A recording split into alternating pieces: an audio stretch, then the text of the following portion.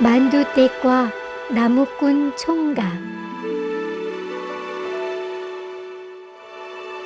옛날 어느 마을에 나무꾼 총각이 살고 있었다.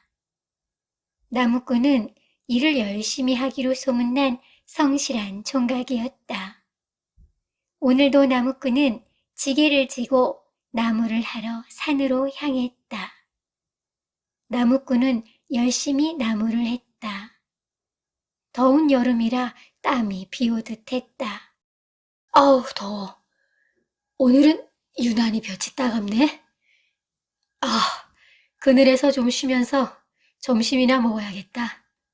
나무꾼은 나무 그늘에 앉아 땀을 훔치며 호박잎에 쌓은 주먹밥 한 개를 꺼내 한 입 먹으려 하자. 어디선가 배가 고파요. 밥 좀 주세요. 하는 갸냘픈 여인의 목소리가 들렸다. 나무꾼은 멈칫하며 주변을 두리번거렸으나 아무도 보이지 않았다. 내가 잘못 들었나? 하며 다시 한 입 배려하자 배가 고파요. 밥 좀 주세요. 하는 여인의 소리가 뚜렷이 들렸다. 아니, 이 산속에서 여인이 길을 잃고 헤매나? 이 주먹밥이라도 가져다 줘야겠다. 하며 주먹밥을 들고는 소리나는 쪽으로 향했다. 그런데 아무리 찾아도 여인은 보이지 않았다. 나무꾼은 산속 이곳저곳을 왔다 갔다 하며 목소리가 들리는 장소를 찾았다. 한참을 헤매다 보니 어느덧 뉘엿뉘엿 해가 지고 있었다. 어우, 이런, 벌써 해가 저물었네. 산이라 금방 어두워질 텐데 이를 어쩐다 하며 급하게 지게 있는 쪽으로 내달렸다. 하지만 몇 걸음 달리지 않아 날이 어두워져 길을 찾을 수가 없었다. 그때 배가 고파요. 밥 좀 주세요. 하는 소리가 귀천에 들렸다. 나무꾼은 순간 겁이 났다. 무서워 그냥 앞으로 달렸다. 돌뿌리에 걸려 넘어지고 나뭇가지에 걸려 뒹굴다 보니 저쪽에 불빛이 보였다. 나무꾼은 넘어져 삐끗한 다리를 절며 불빛 쪽으로 걸어갔다. 장소에 도착하니 조그만 초가집이 달랑 한 채 있었다. 여보시오, 아무도 없어? 나무를 하다 길을 잃었소. 하룻밤 묵어갈 수 있겠는지요? 그러자 방문이 열리면서 한복을 곱게 차려입은 10살 정도 돼 보이는 어여쁜 소녀가 다가왔다. 소녀의 모습이 점점 가까워지자 자세히 보니 소녀가 아니라 비녀를 꽂은 젊은 여인이었다. 몸짓이 어린아이같이 작고 왜소하여 멀리서 보면 꼭 어린 소녀 같았다. 여인은 고개를 숙여 나무꾼에게 인사를 하며 누추하지만 들어오시지요 하며 나무꾼을 방으로 안내했다. 그리고는 나무꾼의 다친 다리를 보살펴 주었다. 고맙소이다. 초면에 실례가 많습니다. 하며 낮에 일어난 일들을 이야기했다. 그러자 여인은 배가 고픕니다. 밥 좀 주세요. 하며 말을 하는 것이 아닌가. 나무꾼은 깜짝 놀라며 아니, 당신이 그 목소리 여인입니까? 그러하옵니다. 제발 제게 밥 좀 주세요. 하며 눈시울을 적셨다. 나무꾼은 필시 이 여인에게 무슨 사연이 있는 게 분명하다는 생각을 하며 싸가지고 온 주먹밥 2개를 모두 건넸다. 그러자 여인은 주먹밥을 들어 한 입만 베어 먹고는 배부르다. 이제 저는 배가 불러 더 이상 먹지를 못하겠습니다. 시장하실 텐데 어서 나머지 주먹밥을 모두 드시어요. 나무꾼은 여인의 행동과 모습이 예사롭지 않아 무슨 연유인지를 물었다. 그러자 여인은 자신의 처한 상황을 이야기했다. 사실 저는 소방 맞은 아녀자이옵니다. 집안이 가난하여 부모님을 편안케 해드리고자 나이는 많지만 부자이기로 소문난 양반에게 시집을 갔습니다. 저는 태어날 때부터 밥을 한 입밖에 먹질 못하였습니다. 몸도 작고 밥 먹는 양도 적으니 1년이 지나도록 아이가 생기지 않자 집안의 대를 이을 수 없다며 저를 쫓아냈습니다. 그 길로 정처 없이 떠돌다 제 신세가 원망스러워 바닷가 절벽에서 뛰어내렸습니다. 깨어보니 이승사람도 저승사람도 아닌 몸으로 이렇게 살게 되었습니다. 아, 그런 딱한 사연이 있었군요. 그럼 당신은 귀신입니까? 저도 잘 모르겠습니다. 귀신인 것 같다가도 배가 고프면 사람인 것 같고 제 몸을 만져보십시오 하며 나무꾼의 손을 여인의 가슴에 갖다 대었다. 나무꾼은 웅찐 놀라 손을 빼면서 형체가 있는 것이 사람인 것 같습니다. 그러니까요. 귀신이며 만질 수 없사온데 저는 형체가 있습니다. 허나 이것저것을 귀신처럼 다닐 수가 있으니 귀신인지 사람인지 통 알 수가 없습니다. 그런데 당신은 한 입만 먹으면 되는데 왜 밥을 지어 먹지 않는 것입니까? 절벽에서 뛰어내린 후 저는 물을 가까이 하면 녹아버립니다. 하루는 밥을 지으려고 쌀을 씻는데 손이 녹아버렸어요. 하루가 지나면 손이 다시 생긴답니다. 여러 열매도 따먹어 보았으나 꼭 밥을 먹어야 기운이 나서 걸어 다닐 수가 있습니다. 거참 희한한 일도 다 있습니다. 나무꾼은 여인이 한없이 안쓰러웠다. 그럼 앞으로 제가 당신을 위해 매일 밥을 지어다 주리다 하며 나무꾼은 여인과 밤이 새도록 이야기를 나누었다. 다음 날부터 나무꾼은 여인을 위하여 매일 주먹밥을 싸서 갖다 주었다. 하루는 나무꾼이 매일 맨 주먹밥만 먹으면 맛이 없을 테니 오늘은 콩나물을 섞어서 갖다 주어야겠다. 어머나, 이게 무엇이옵니까? 참 맛있습니다. 평생 맨밥 한 숟가락만 먹다 이렇게 먹으니 꿀맛이옵니다. 나무꾼은 신이 나서 매일 다른 곡물과 나물을 넣어 주먹밥을 만들어 갔다. 무, 김치, 서리태, 시금치, 취나물, 양파, 콩나물, 배추, 당근 등등 매일 다른 종류의 주먹밥을 만들었다. 그러던 어느 날 가만히 있어보자. 이 모든 재료를 곱게 다져서 만들면 더욱 맛있지 않겠는가 하며 모든 재료를 곱게 다져 한 입 크기의 주먹밥을 만들어 서둘러 여인에게로 갔다. 어머나, 이렇게 맛있는 밥을 처음 먹어봅니다. 정말 맛있습니다. 이렇게 매일 먹으면 아이만한 제 몸도 커질 것 같습니다. 그래요? 그럼 제가 매일 이 음식을 만들어 드릴 테니 저와 함께 살지 않겠습니까? 그리하여 둘은 함께 살게 되었다. 하루는 부인이 말했다. 여보, 우리 이 음식을 만들어 팔면 어떨까요?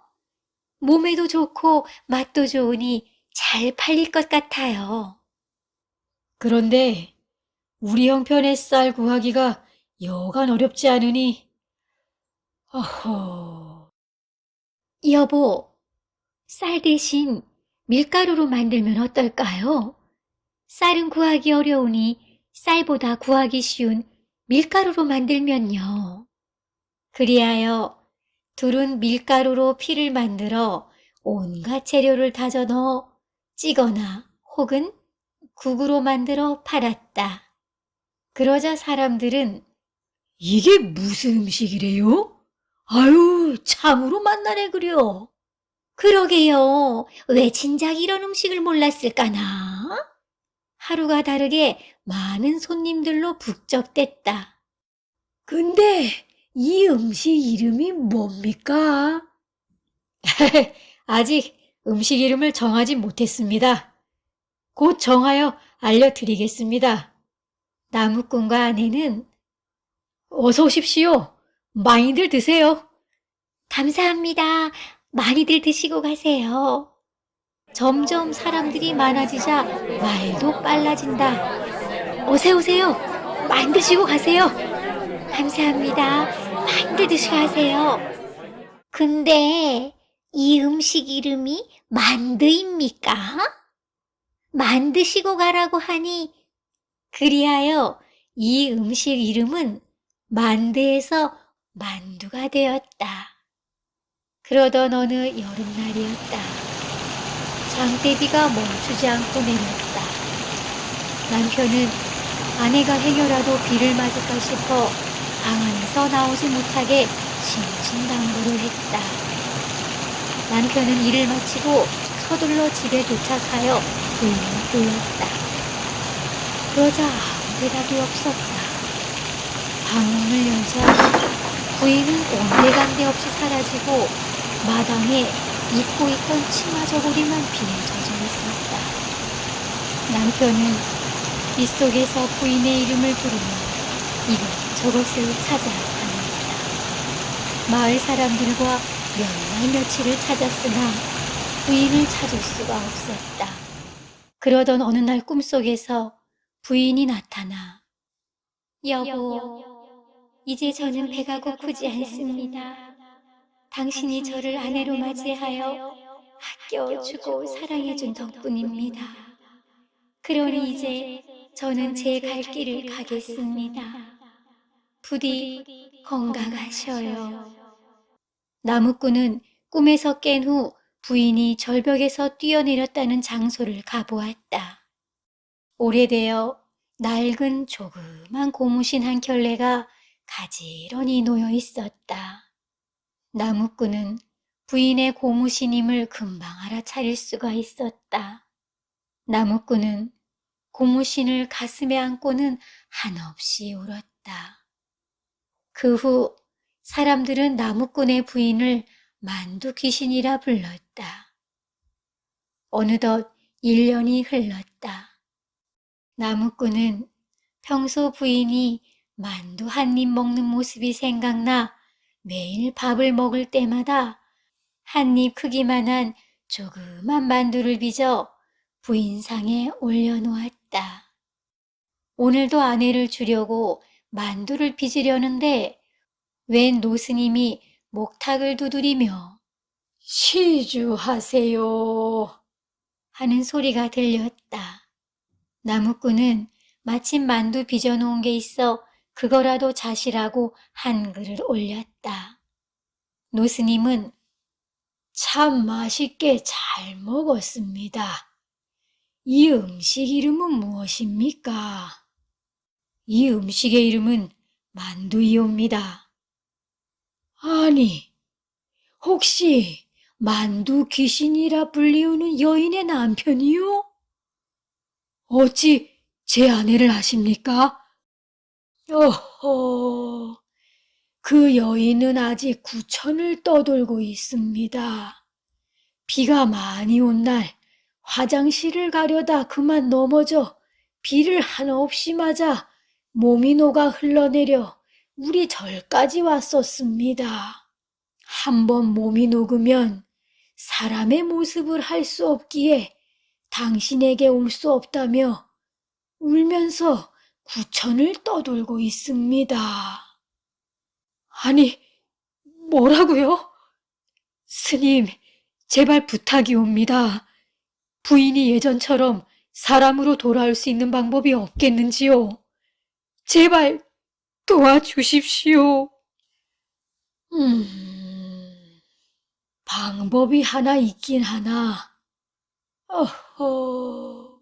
하며 스님이 말을 잇지 못하자 스님, 저는 우리 부인만 다시 사람이 된다면 저의 목숨도 아깝지 않습니다.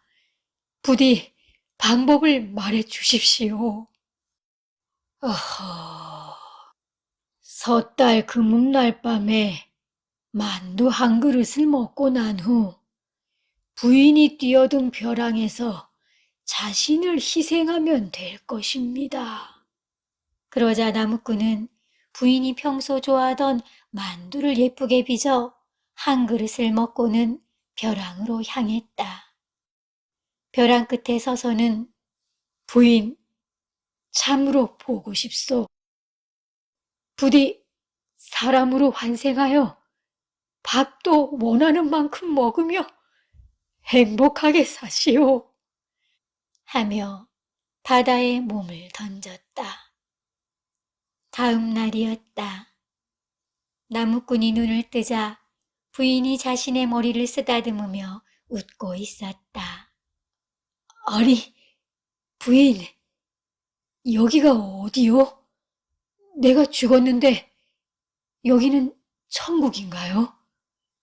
그러자 부인은 기뻐 눈물을 흘리며 여보, 여기는 우리 집이에요.